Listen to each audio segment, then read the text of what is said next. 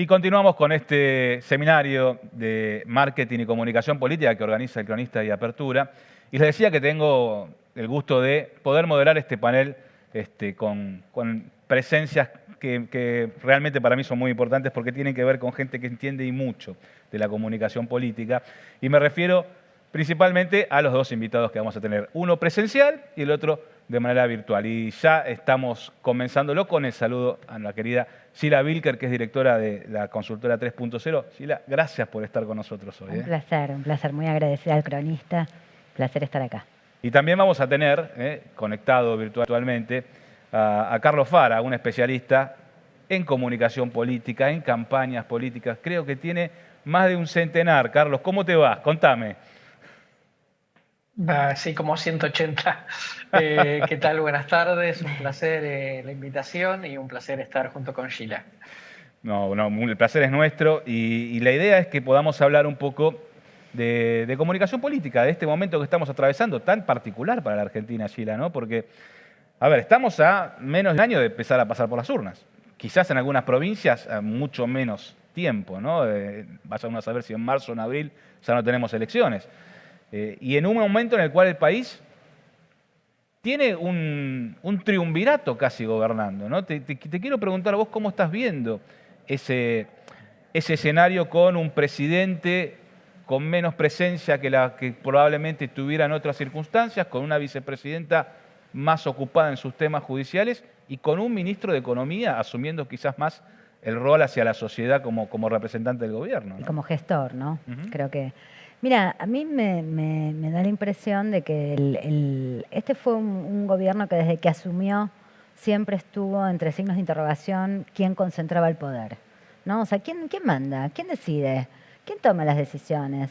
Entonces, bueno, esa pregunta se fue reformulando a lo largo del gobierno. Manda Alberto, manda Cristina. Y me da la impresión de que la incorporación de Sergio Massa al gobierno de alguna manera aquietó un poco todas esas tensiones que cada vez se volvían más evidentes entre distintos actores dentro del gobierno. De hecho, vos fíjate que en la visita que hizo a Estados Unidos, una de las cosas más llamativas fue que creo que fue Cristalina que dijo, bueno, una voz.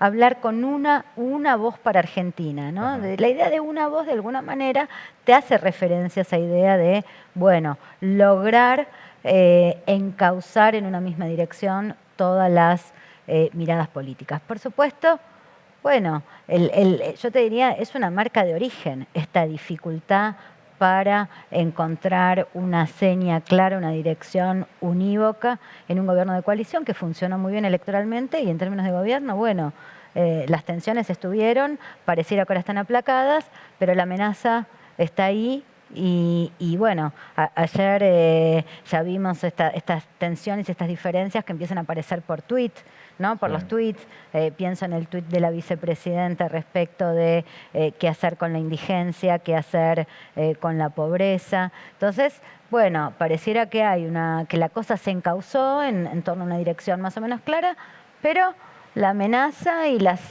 acciones, bueno, muestran también que esa marca de origen está presente. ¿Y cómo se ve esta señal en función de lo que puede llegar a ser la campaña política que se lance a partir me imagino que del verano, ¿no? Una vez que pasemos el Mundial, siempre se dice lleguemos hasta el Mundial y a partir de entonces vamos a empezar a pensar en las elecciones. ¿Cómo se puede observar esta situación actual en función de eso que vendrá, que es una nueva campaña electoral para el año 2023, Carlos?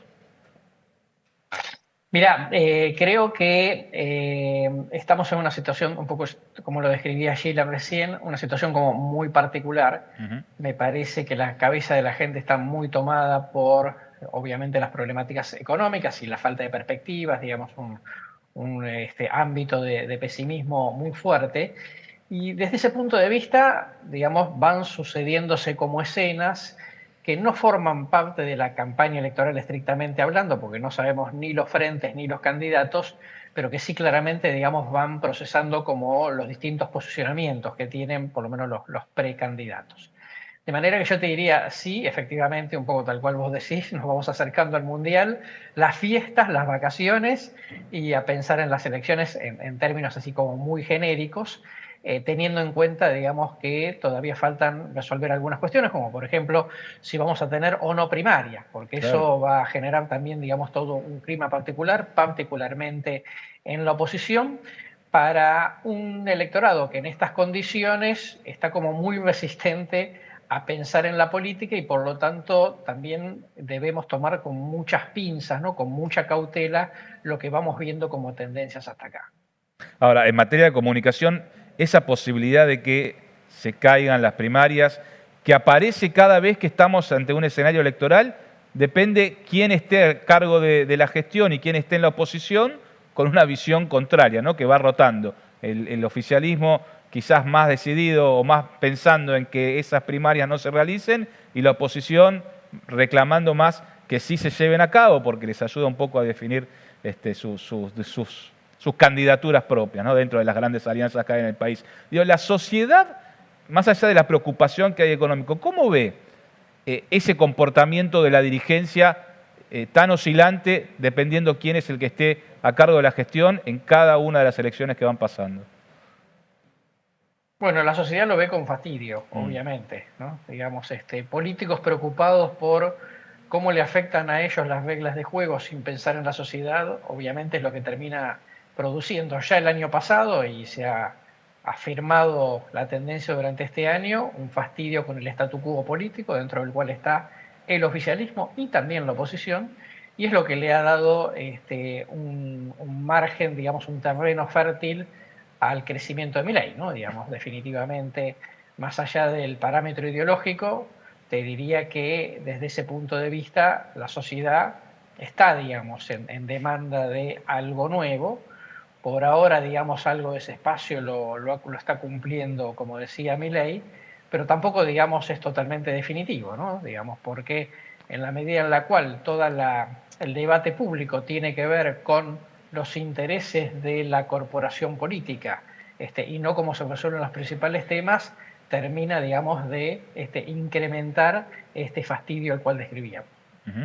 Decíamos anteriormente, cuando analizábamos la comunicación del gobierno, que hay tres figuras, de las cuales una está haciéndole de gestor y otras están un poco más alejadas de la comunicación directa con la sociedad. ¿Qué pasa del lado de la oposición? Mencionaba recién, Carlos, el caso de Milei, pero también uno observa muchas caras y con quizás pensamientos diferentes dentro de una misma alianza como es la de Juntos por el Cambio, ¿no?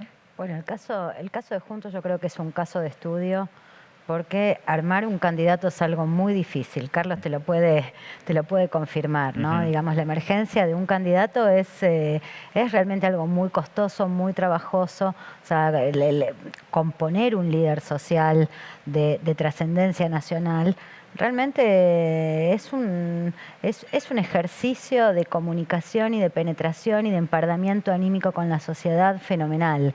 Y lo que está pasando en Juntos por el Cambio es que han florecido mil flores, ¿no? Digamos, en el sentido de que si vos pensás la elección de 2013, parecía que era un espacio político donde ni siquiera tenían figuras para poner, ¿no? Yo recuerdo algunas cabezas de lista que eran, bueno, y acá, o sea, personas que con conocimiento realmente muy plano, muy acotado.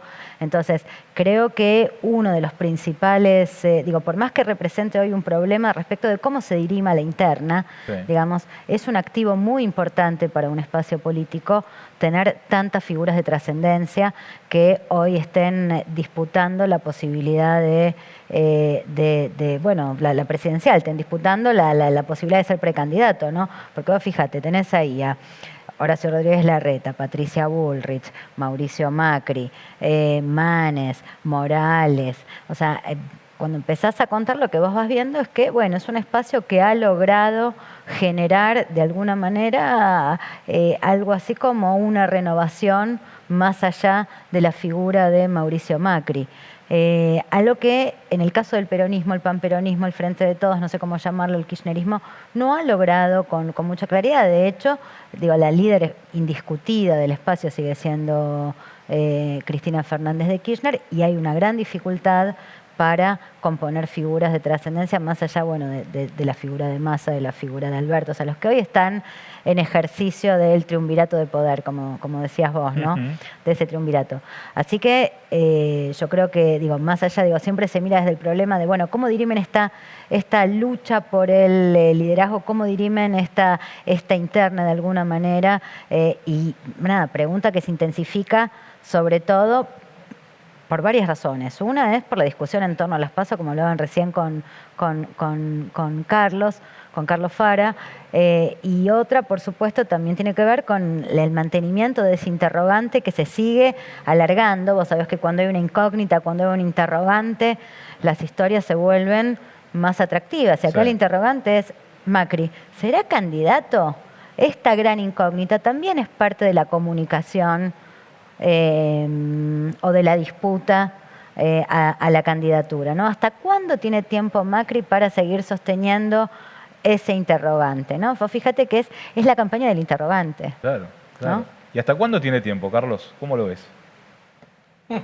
Mira, en principio yo te diría que tiene que hasta que termine el verano, ¿no? Yo creo que es una indefinición que se sostendrá, seguramente hasta marzo. Ahora en muy pocos días, él hace el lanzamiento de su nuevo libro.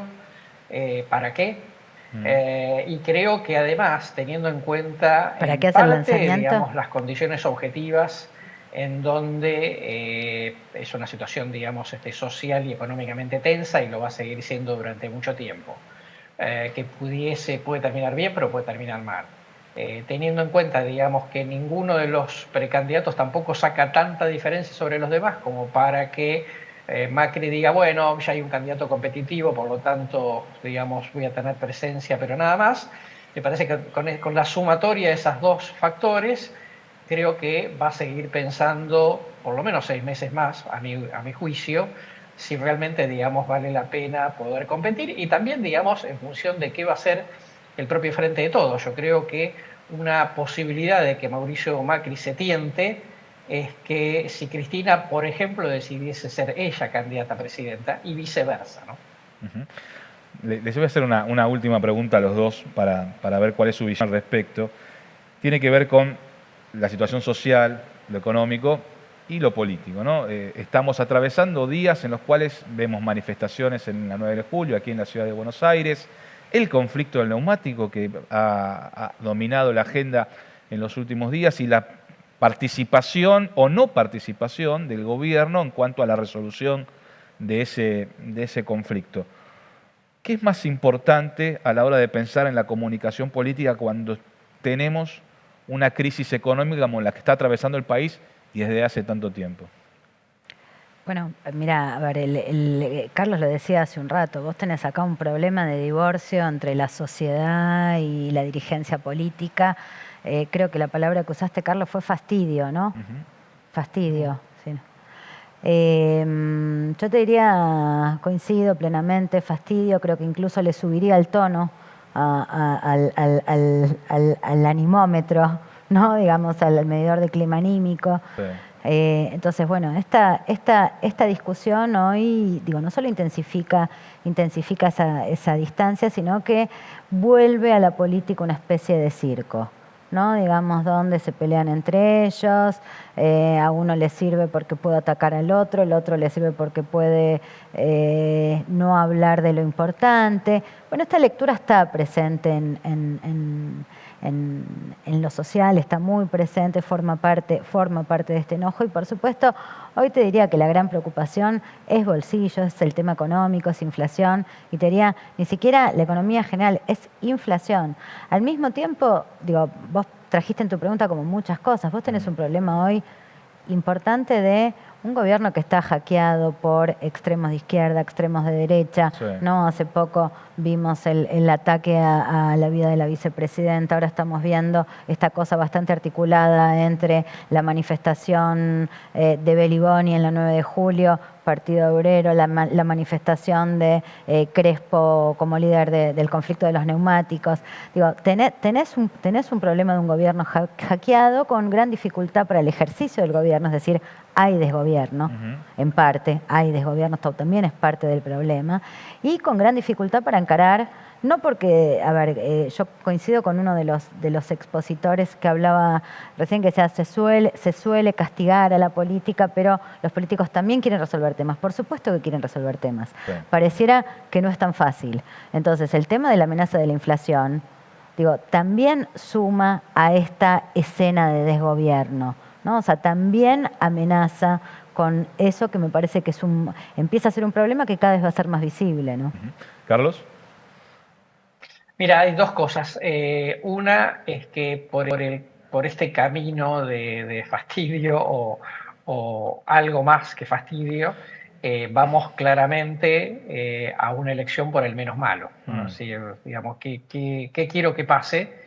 Quiero que se vaya el que está y por lo tanto, digamos, claramente es una elección de cambio, ¿no? La mayor parte de la sociedad demanda cambio, aún los propios votantes oficialistas, ¿no? En este esquema, digamos, está claro que nadie se siente cómodo.